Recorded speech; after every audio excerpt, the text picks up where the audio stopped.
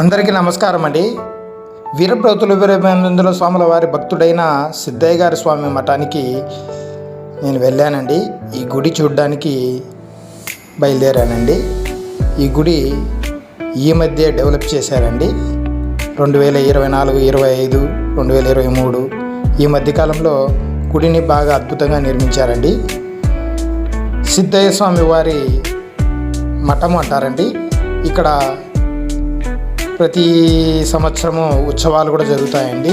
ఈ స్వామికి సాక్షాత్తు పోతులూరు వీరబ్రహ్మేంద్ర స్వామి వారి ప్రియ శిష్యుడైన సిద్ధయ్య స్వామి ఆయన భక్తుడండి. స్వామివారి భక్తుడు.